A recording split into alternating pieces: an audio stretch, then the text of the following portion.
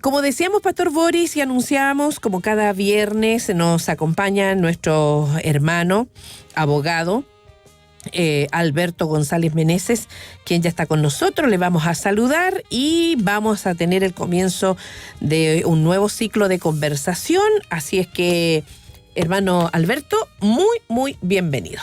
Hola, hermana María Soledad, muy buen día, gracias al Señor. Pastor Boris, un abrazo también a la distancia. Contentos porque el Señor, cierto, ha permitido este día. Es un día que Él ha creado para nosotros. Amén. Y estamos contentos, agradados por esta oportunidad que tenemos de estar juntos. Amén. Qué lindo poder estar juntos como familia en Cristo, como pueblo del Señor, para edificarnos, para desafiarnos y para tener una palabra también de aliento a tantas personas que necesitan en este día tanto del Señor. Amén. Así pues. es. Bueno, aquí estamos, ¿cierto? Un nuevo día, como usted decía, para adentrarnos en una nueva conversación. Es un tema que vamos a estar desarrollando, ¿cierto? A partir de este viernes, y que probablemente nos va a llevar en su desarrollo por algunas semanas. La invitación, ¿cierto?, desde ya para nuestros hermanos auditores es no solo escuchar, ¿cierto?, que es por lo demás una buena recomendación, escuchar, sino que además estar con un corazón dispuesto para, en este tiempo de conversación también, ¿cierto?, y como lo más importante, buscar del Señor. Inquirir del Señor en el corazón, que esté allí un clamor, una oración por todo, ¿cierto?, lo que vamos a estar tratando. Usted lo anunciaba, es un tema difícil, un tema complejo, y quiero partir diciendo esto, mire. Nosotros aproximadamente estamos al aire en este programa el tiempo equivalente a 1 hora. Y en ese transcurso de tiempo, 90 personas podrían morir en el mundo. 90 personas. Eso es la estadística, ¿cierto?, que maneja la Organización Mundial de la Salud. 1 muerte cada 40 segundos. Ahora, ¿qué tiene que ver esto, cierto, con el tema que vamos a empezar a tratar? Y que está muy ligado con el derecho a la vida. Por eso que lo menciono, el derecho a la vida y a la integridad física y psíquica que consagra nuestra Constitución allí en el artículo 19. Que en algún otro pasaje de nuestras conversaciones lo hemos citado. Así y es. especialmente cuando estuvimos viendo aquello, ¿cierto?, de la norma que de alguna medida refería acerca del aborto. ¿Se acuerdan? Cuando conocimos acerca de ese proyecto y citamos la Constitución en estos pasajes pertinentes. Porque es un derecho que está garantizado en la Constitución. Está garantizado, claro. Y entonces ahí, ¿cierto?, abríamos la discusión, bueno, ¿qué es lo que pasa con el derecho del que está por nacer? Y todas esas conversaciones que entiendo están ahí en la plataforma, sí, pues, por si alguien las quisiera consultar.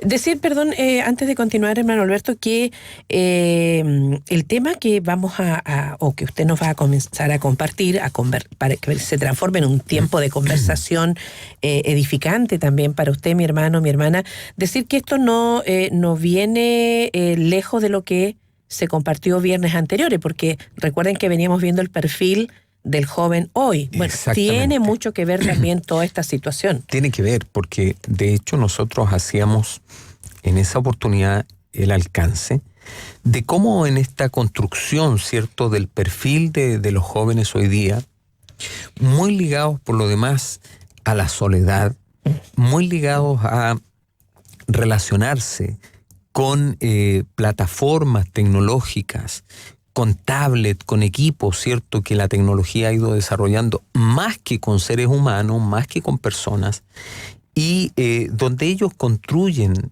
un mundo paralelo. Entonces la ideación suicida, que es el tema que vamos a empezar sobre lo cual vamos a estar conversando, tiene clara incidencia, ¿cierto?, en el contexto de este perfil de los jóvenes hoy en día. Las estadísticas, ¿cierto?, también hacen referencia que la mayor cantidad de personas que se quitan la vida son jóvenes que están en una edad entre los 15 y los 30 años. Es decir, estamos hablando de un rango etario que es tremendamente importante en el desarrollo de la vida, en el desarrollo de las sociedades. O sea, lo más, pudiera uno decir, ¿cierto?, lo más frágil se está muriendo. Entonces hay que poner un foco de atención en esto. Nosotros citábamos, ¿cierto?, la preocupación que existe porque en la prensa muchas veces aparece una u otra noticia y nos alarma porque un jovencito o una señorita se tiró a las líneas del metro o se lanzó desde lo alto de un edificio, ¿cierto? Pero eso ocurre todos los días. El punto es que no todos los días está en la prensa. Las estadísticas, ¿cierto?, han tratado de ser lo más cercano a la realidad. Y los datos dicen que más de 800.000 personas se quitan la vida cada año. 800.000 personas, o sea... Pero eso a nivel mundial. Sí. Entonces, la muerte de personas por este concepto es más que la muerte de personas por la guerra, por ejemplo. O sea, mueren más personas porque se quitan la vida que la probabilidad de que esta cantidad de personas muera en un enfrentamiento armado. Y esa es la preocupación que debiera existir. Por eso, ¿cierto?, al comenzar estas palabras, yo decía que haya no solo un escuchar, sino que también esté en nosotros una oración permanente, una oración constante, esté allí en nuestro corazón durante no solo el tiempo que tengamos ahora para conversar, sino que permanentemente. La idea, ¿cierto?, de poner esta conversación a esta hora es que justamente nos hagamos cargo de estas cifras que son realmente alarmantes. Ahora uno podría decir, sí, bueno, pero eso va a pasar siempre, porque, y peor con el paso del tiempo, porque estamos en una sociedad consumista, tiene que ver, ¿cierto? Exitista, donde hemos dicho que finalmente el nivel o el grado de satisfacción o de felicidad se mide claramente por aquello que usted logre alcanzar, aquello que usted logre tener, y se nos va la vida finalmente, ¿cierto?, trabajando, gastándonos por esa felicidad aparente o por ese bienestar que creemos que vamos a alcanzar en la medida en que más cosas y bienes tengamos.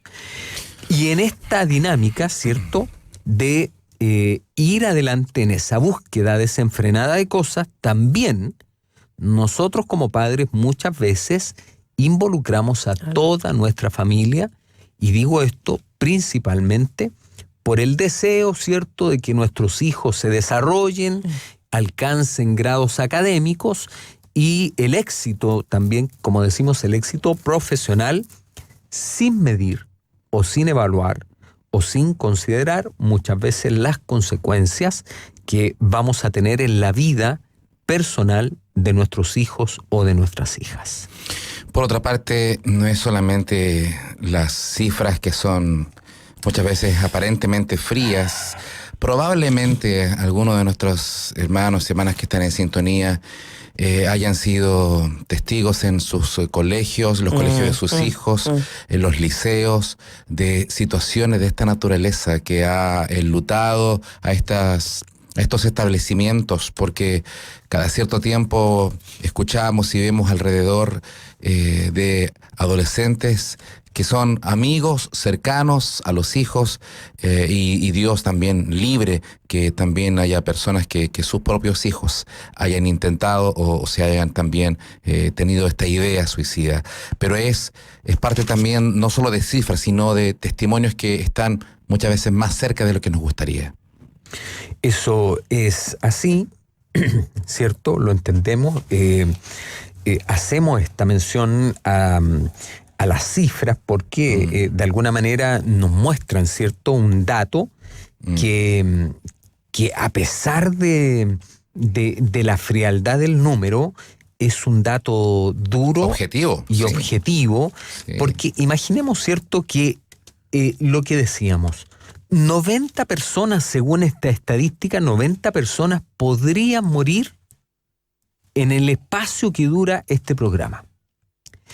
Y ahora si eso lo traemos, ¿cierto?, a la realidad dura también de nuestra sociedad y más aún de nuestras familias, de nuestro entorno, como decía el pastor, en nuestros colegios, en nuestras casas. ¿Quién? Podría preguntarse hoy día uno, ¿cierto? Por ejemplo, ¿quién no ha sido víctima de robo? Bueno, ¿quién no ha conocido en su entorno a alguien con una situación como esta de la cual vamos a empezar a compartir? Y aquí entonces se plantean muchas preguntas. ¿Hasta dónde nosotros podemos hacer algo?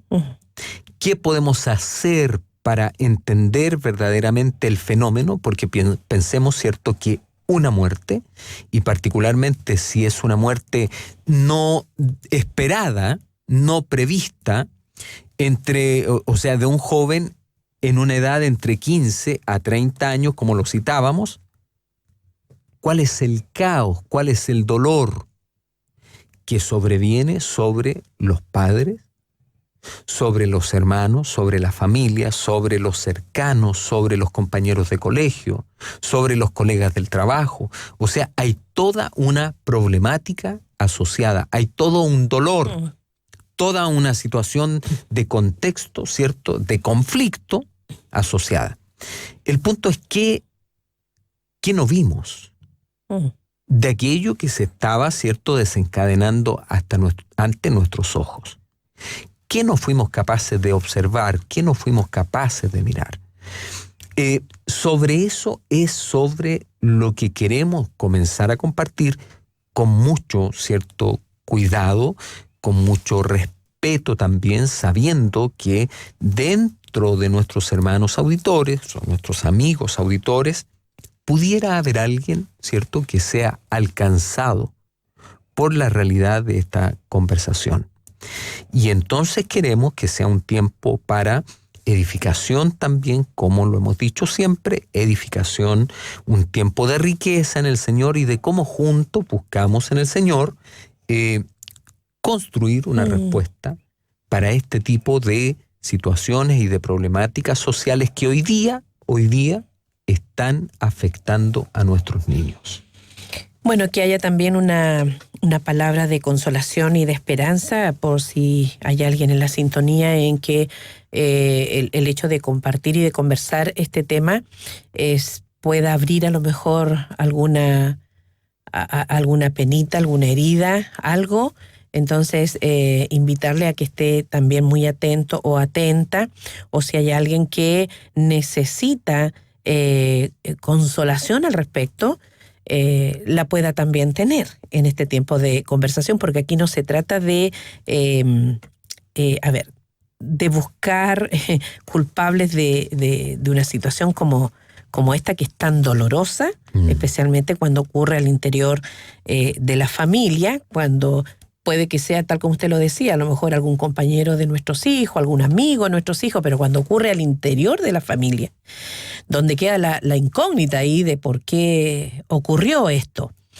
Ahora, ¿qué pasa ahí con el derecho? Porque este tiempo que compartimos se llama En Derecho, sí, pues, y conforme a las Escrituras. ¿Qué pasa ahí en estos casos? ¿Qué? Es curioso porque fíjese que lo que se presentó en alguna época, ¿cierto?, como el derecho a protección de la vida, gradualmente y por el desarrollo del pensamiento de la sociedad, en torno a empoderarnos absolutamente de todos los derechos, ¿cierto? Y lo hemos dicho, una cosa es un empoderamiento a ultranza, absolutamente de todos los derechos. O sea, es como que nosotros, los seres humanos, somos depositarios absolutamente de la totalidad de derechos que pudieran existir o que pudieran crearse, y no necesariamente con el mismo énfasis o con el mismo tono de los deberes. ¿Y por qué digo esto? ¿Cierto? Porque hasta hace unos años atrás se conversaba solamente del derecho a la vida y de cómo este derecho, ¿cierto?, tenía que ser resguardado, protegido, sí, no solo a nivel legal, sino que también en un formato superior, que es a nivel constitucional. Que también, como lo hemos dicho, ¿cierto?, cuando estuvimos estudiando el proceso de formación de la ley, dijimos que la Constitución es aquella instancia normativa superior que regula el quehacer de una nación. Entonces, hoy día se habla abiertamente, ¿cierto?, en los distintos foros y en las conversaciones también sobre el derecho a escoger. Cuando una persona quiere ponerle término a esta vida. Y para eso, ¿cierto?, hoy día incluso se discute un proyecto sobre eutanasia. Eutanasia, correcto. O sea, lo que vamos a empezar a compartir se va a ir abriendo también, como ha sido la dinámica de programas anteriores, a otras conversaciones que están muy ligadas o vinculadas con este tema principal. Claro, porque por una parte es cómo es que hay una constitución que protege, que garantiza el derecho a la vida, y por otro lado se quiere legalizar también que la persona escoja. Bueno, eso es lo que en una mirada simple, ¿cierto?, cuesta entender. Claro. Como por un lado se pone, ¿cierto?, en esta balanza el derecho absoluto a la vida, y que, bueno, ya no ha sido tan absoluto porque con esto, ¿cierto?, del aborto, las 3 causales y todo lo que se discutió, entonces queda una posibilidad para que alguien pueda poner término a la vida de un ser humano. Y por otro lado, ¿cierto?, empezamos ya a abrir el debate sobre la posibilidad, claro, en casos que por lo demás han sido bien estudiados, que tienen que ver con la medicina, de personas que están sufriendo enfermedades terminales, y bueno, cómo entonces esa persona puede ejercitar un derecho de ponerle término a sus días. Ahora, en la reflexión cristiana, ¿cierto?, y lo que hemos aprendido es que la vida es algo que no nos pertenece, que nos ha sido dado, nosotros somos depositarios de esta vida, pero el soplo, el aliento de vida es el que da el Señor sobre cada uno de nosotros, y entendemos también que hay un propósito de por qué. Es. Lo que hacemos entonces, ¿cierto?, al poner término a nuestros días en forma anticipada, es que nos descolgamos de ese propósito eterno y damos cabida, ¿cierto?, a el propósito particular o al deseo particular de cada cual, entendiendo que allí está el bienestar o el sosiego para nuestros apremios de salud en caso de que sea por una situación de ese tipo. Ahora, ciertamente, ¿cierto?, corresponde en ese caso. También alguien podría decir, bueno, pero hay que estar en el lugar de aquel que está padeciendo. Bueno, concedo, ¿cierto?, que debiera ser así para tener una aproximación más precisa y más certera al deseo de aquella persona.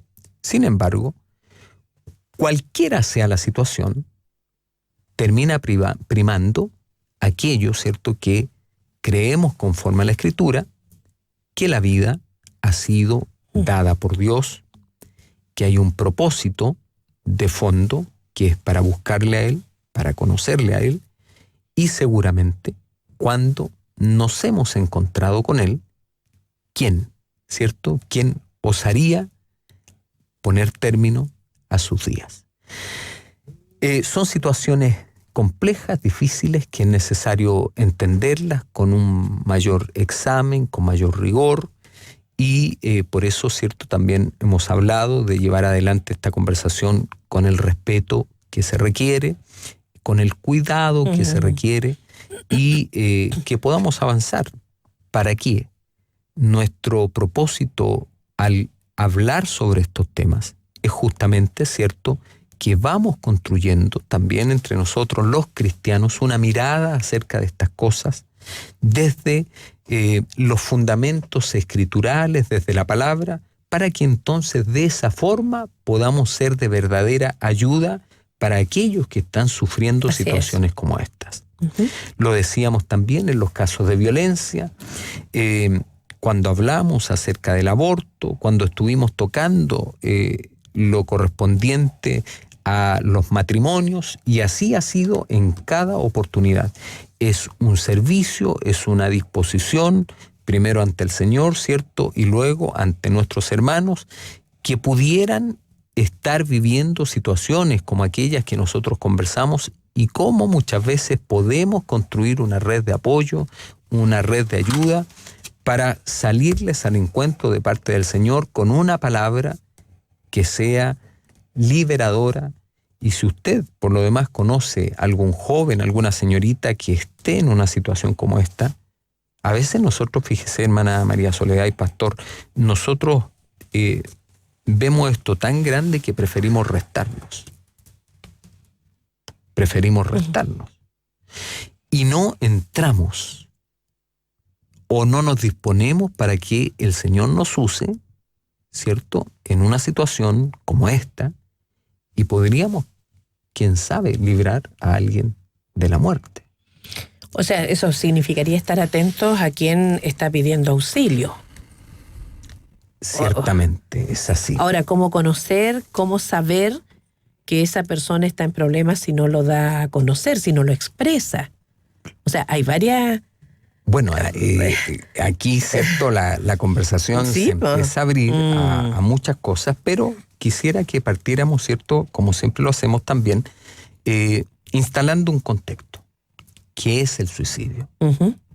Para luego, ¿cierto?, avanzar hacia qué es la idea suicida y cuáles son algunos factores que la desencadenan. Esa ideación suicida. Bueno, es un término que se ha ido acuñando principalmente entre los jóvenes, ¿cierto?, tanto por la psicología, por la psiquiatría, quienes de alguna manera dan a entender que la ideación suicida es un fenómeno que está instalado, ¿cierto?, en algunos jóvenes, pero porque de fondo hay otras patologías, ¿ya?, y muchas de ellas tienen que ver con la depresión y con algunos trastornos de la personalidad que los citamos en alguna oportunidad también, que empiezan a construir, ¿cierto?, en la mente de nuestros jóvenes la idea entonces de que es posible y en muchos casos es viable y en muchos casos que es la única alternativa para ponerle término a sus padecimientos.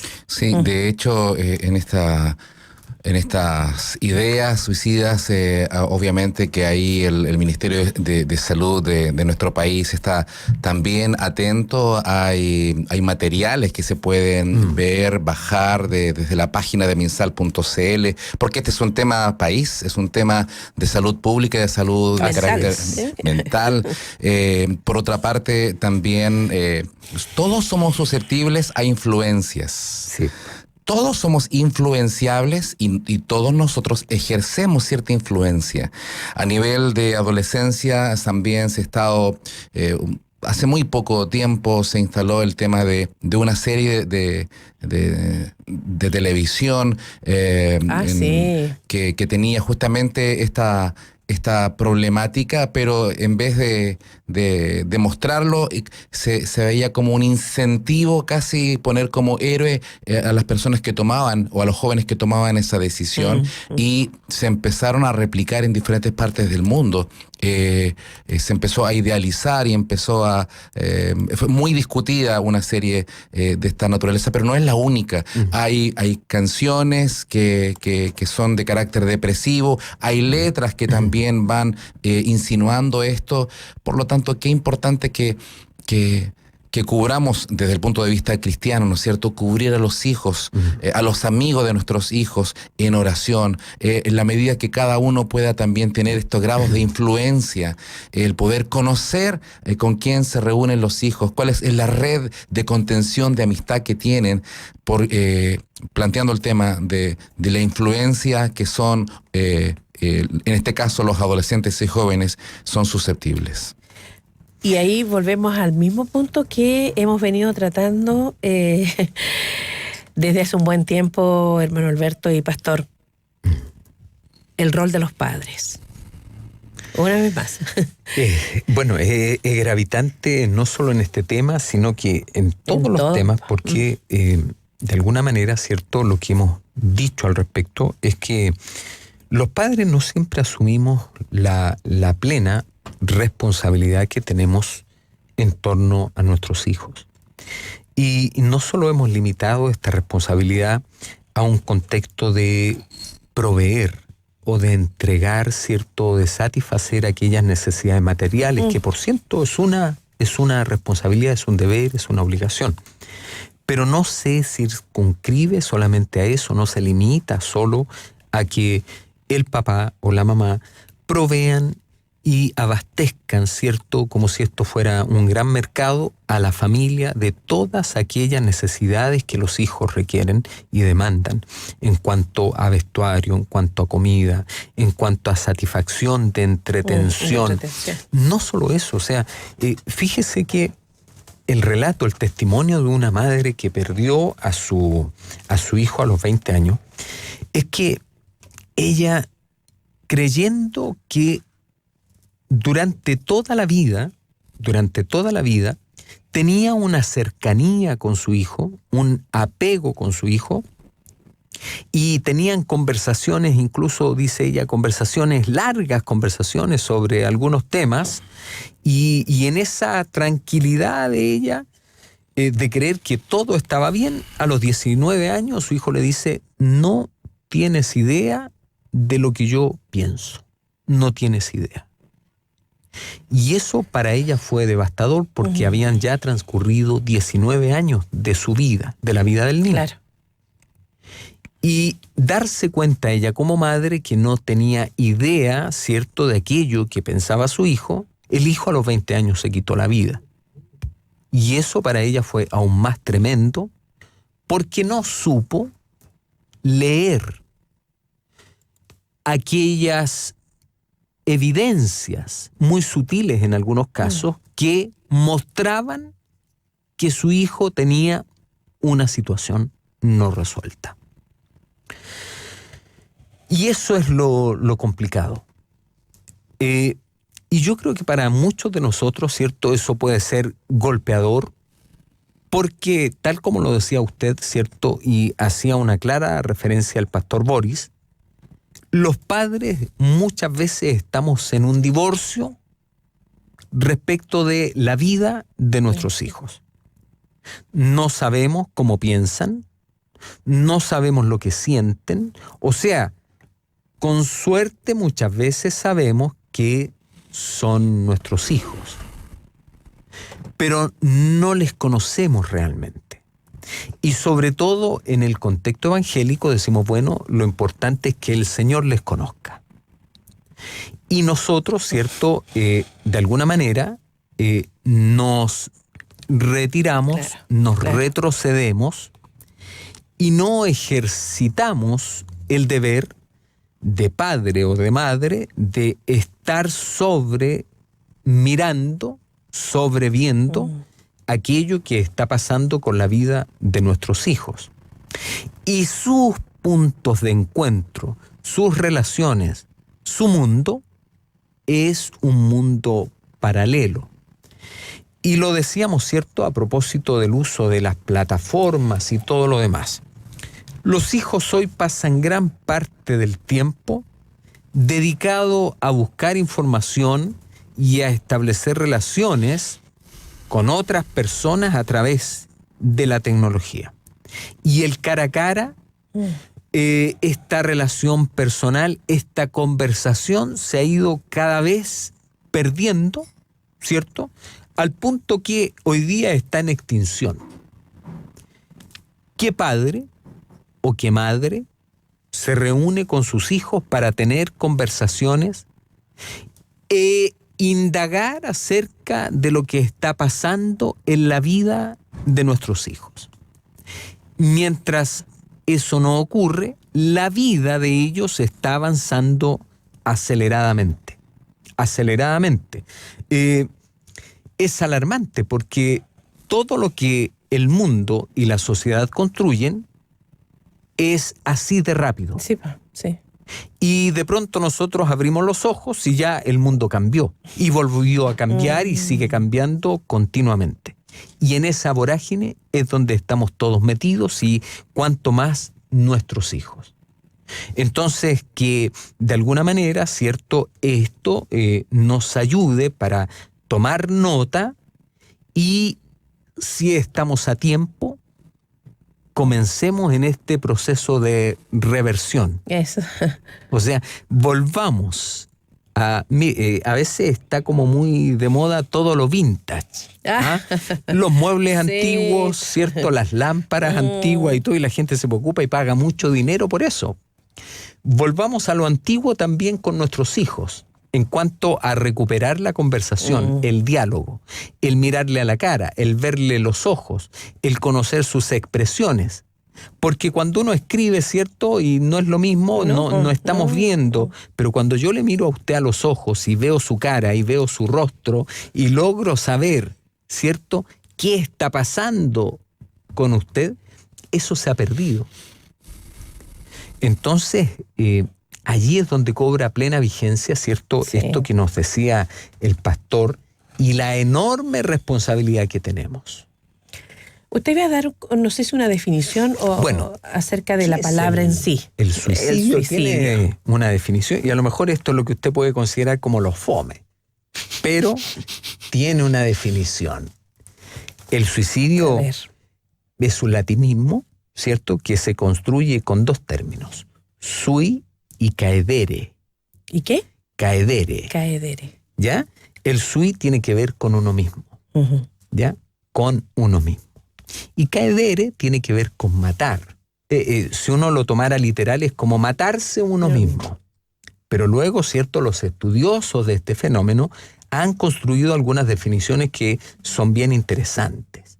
Pareciera ser, ¿cierto?, que un médico y filósofo alemán de nombre Thomas Braun fue quien utilizó este término por primera vez en una obra que él escribió que se llama Religio Medici, del año 1642.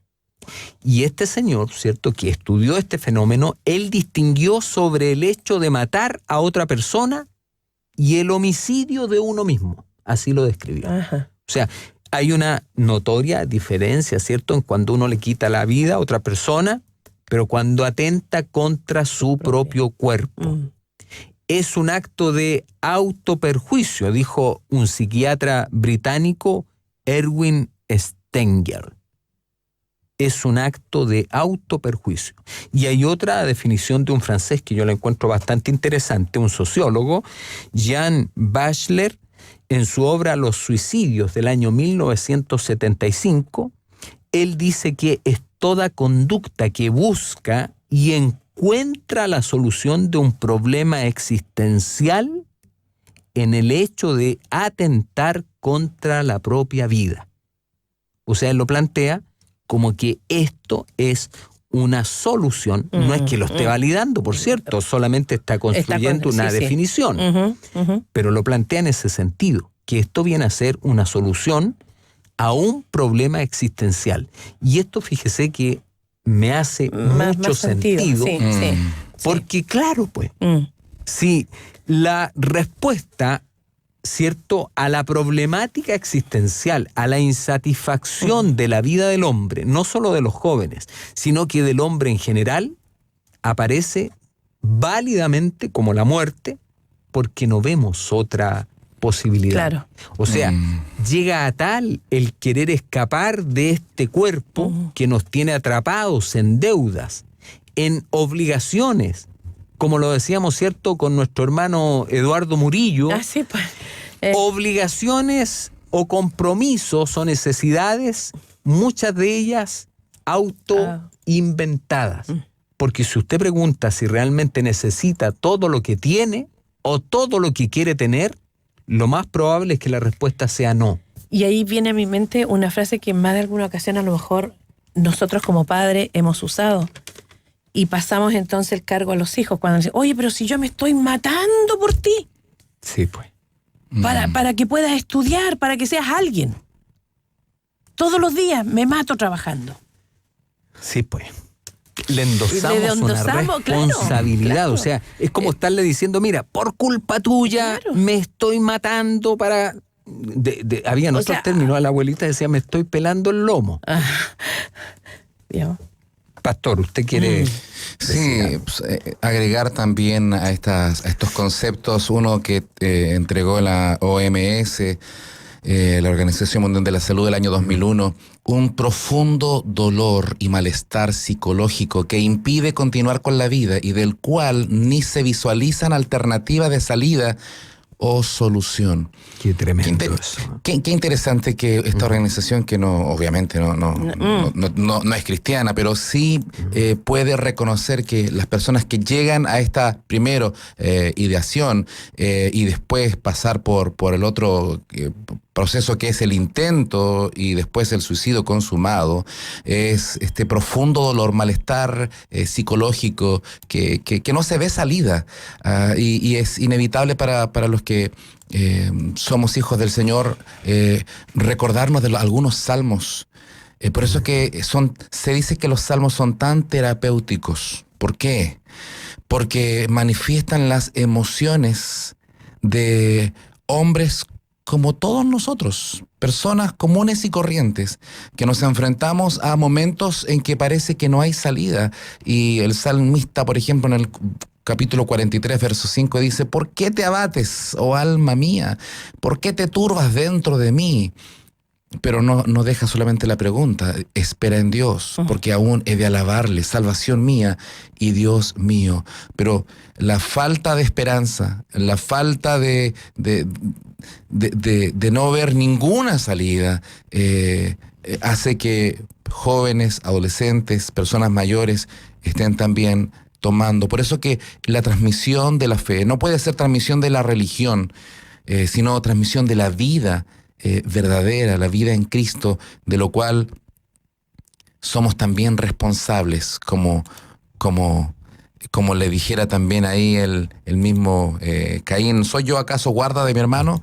Sí, la verdad que tenemos que nosotros estar también atentos a la necesidad de otros. Tengo otra expresión también del salmista. Está aquí en el Salmo 55. A causa de la voz del enemigo, por la opresión del impío, porque sobre mí echaron iniquidad y con furor me persiguen. Mi corazón está dolorido dentro de mí, y terrores de muerte sobre mí han caído. Temor y temblor vinieron sobre mí, y terror me ha cubierto. Y dije, ¿quién me diese alas como de paloma? Volaría yo y descansaría. Ciertamente huiría lejos, moraría en el desierto. Me apresuraría a escapar del viento borrascoso, de la tempestad.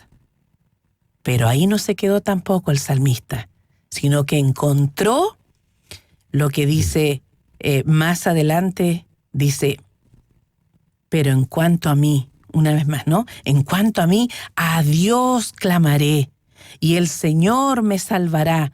Tarde y mañana y a mediodía oraré y clamaré, y Él oirá mi voz. Él redimirá en paz mi alma de la guerra contra mí, aunque contra mí haya muchos. Wow, de ese pasaje nítidamente nos habla de esta ideación suicida. Estaba revisando Sí, acá en este boletín que también es una guía de prevención de suicidio en establecimientos educacionales, y habla acerca de lo que es ideación suicida, y dice: abarca un continuo que va desde pensamientos sobre la muerte o sobre morir. Pensamientos como me gustaría desaparecer, Eso. deseos de morir, ojalá estuviera muerto, pensamientos de hacerse daño, a veces tengo deseos de cortarme con un cuchillo, hasta el plan específico para suicidarse, me voy a tirar desde mi balcón, pensamientos que vienen, y aquí entramos en una materia que va más allá de lo emocional o psicológico, también desde el punto de vista de guerra espiritual.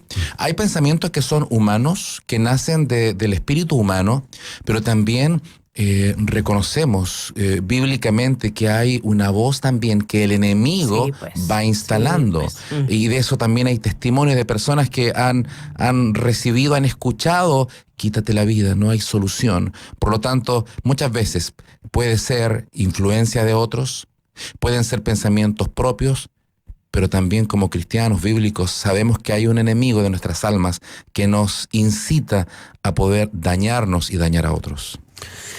Es realmente de peso cuando uno se toma un tiempo, ¿cierto?, para examinar estos temas, poder conversar como lo estamos haciendo ahora, porque se empieza a sentir el peso de la responsabilidad. Y lo que recién, cierto, señala el pastor, uno de todo lo que se ha venido conversando desde hace ya tanto tiempo, no solo, cierto, en estas conversaciones, sino que en todo tipo de conversaciones que se emiten por esta señal de radiodifusión, uno claramente puede constatar la obra siniestra, la obra maligna, que atenta contra todo aquello que Dios creó y que dijo que era bueno, contra el plan, contra el diseño de todo aquello que ha sido creado. ¿Y por qué esta reflexión? Porque si usted, cierto, observa la ideación suicida, ¿qué la gatilla? ¿Qué la detona? ¿Cuánto participa en esta decisión el contexto de la sociedad en la cual nosotros estamos viviendo? Una mujer en nuestro país que preside una fundación dedicada, ¿cierto?, a atender este tipo de situaciones, ella dice, ¿cierto?, y manifiesta que de alguna manera el sistema, el medio, la sociedad consumista, todo lo que se vive en el día a día, los malls, todo, dice, hay un sistema que está matando a nuestros niños. Un sistema. La competencia, el éxito, la presión por ser felices. ¿No es acaso esa nuestra realidad? Y si uno contrasta esto que ocurre en el día a día con aquello, cierto, que tan sabiamente dijo nuestro Señor, cuál era el plan, cuál era el diseño para la vida del hombre, pero nosotros estamos corriendo para satisfacer por cuenta nuestra, ¿cierto?, este nivel de necesidad y este nivel de felicidad que de alguna manera requerimos. Probablemente no vamos a lograr revertir del todo la situación, porque sería necesario que todos, ¿cierto?, nos volviéramos del camino que llevamos y cayéramos en cuenta que existe la posibilidad de una vida mejor y que lo que no hemos hecho como padres o madres lo empezáramos a hacer, como lo hemos dicho tantas veces desde hoy día mismo. No hay mejor plazo que empezar a hacerlo ahora. No hay mejor comienzo que comenzar. Ahora, claro, por aquello que pudiera estar pasando en la vida de nuestros hijos. Si usted tiene hijos en edad, como hemos dicho, de 15 a 30 años. Y aún menos a veces. Y aún más chiquititos. Sí. Y se da cuenta que no conoce a sus hijos. No hay que esperar ninguna otra condición para empezar a conocerlos. Ya se dio cuenta. Empiece a trabajar con ellos. Empiece a saber qué le pasa. Decíamos, ¿cierto? Delante, mire, sáquelo a caminar por la cuadra. Claro. Camine con él, al lado, pregúntele. El asunto es, pero ¿quiero conocer realmente quién es mi hijo o mi hija? ¿Qué de lo que me pueda contar y que realmente él o ella se abra, me hable? ¿Qué tanto de eso me va a causar a mí daño? ¿Cuánto de lo que me va a decir voy a estar de acuerdo o en desacuerdo? ¿Realmente queremos conocer a nuestros hijos? Pudiéramos llevarnos sorpresas. Por eso digo. Pero ¿dónde hemos estado durante todo el tiempo que hemos tenido para vaciar en ellos? Ahora, ahí también, ¿cierto? Necesitamos ser guiados, necesitamos ser enseñados en eso, porque muchas veces rápidamente caemos, ¿cierto?, en el enseñoreamiento. Pastor David, ¿cierto?, nos ha enseñado acerca de esto, de cómo uno como papá, como mamá, termina enseñoreándose en la vida de los hijos. Y entonces ya el plan del Señor que había para ese hijo ha sido intervenido por nuestras formas, por nuestra conducta, por no necesariamente mostrarles lo de Cristo, mostrarles la palabra, sino que muchas veces nuestro deseo de lo que nosotros queremos, cómo ellos construyan su vida, y eso también pone una carga. Sí, pues. Sí. Fíjese que en todo este desarrollo académico el pastor ha citado, ¿cierto?, algunos manuales, tanto del Ministerio de Salud como del Ministerio de Educación. En el caso del Ministerio de Educación hay una guía de prevención de conducta suicida y los colegios hoy día tienen una obligación de construir protocolos. Y dentro de esto, ¿cierto?, el protocolo para la detección del riesgo o intento o consumación suicida, eso tiene que estar en un colegio. Pero, ¿qué pasa, cierto, con aquellos chicos, por ejemplo, universitarios, que van todos los días a estudiar una carrera con un compromiso, ¿cierto?, de parte también, o con una presión más que con un compromiso, una presión familiar, por no bajar el rendimiento, porque van a perder este beneficio, el otro beneficio, la beca, el crédito y todo lo demás. Y viven con esa presión, más que con la felicidad de estar avanzando, claro, de estar estudiando. ¿cierto? De estar estudiando, de estar desarrollándose y con un propósito claro en la vida. Entonces vivimos en una sociedad enferma y que va enfermando la vida de nuestros hijos, la vida de nuestros jóvenes. Y llegamos, ¿cierto?, a extremos tales que no logran ver otra salida. Me llamaba mucho la atención las definiciones que se daban. Sí, pa. Sí. O sea, no hay que... Llega una situación de absoluta oscuridad a la vida de una persona que no le permite ver nada más que la muerte. Y con ello, ¿cierto?, el caos que se cierne sobre una familia. Así es. Hay un contexto muchas veces de qué ocurre en la previa para llegar a tomar una decisión de este tipo, que es algo, cierto, sobre lo que vamos a estar también conversando. Muy bien, pues.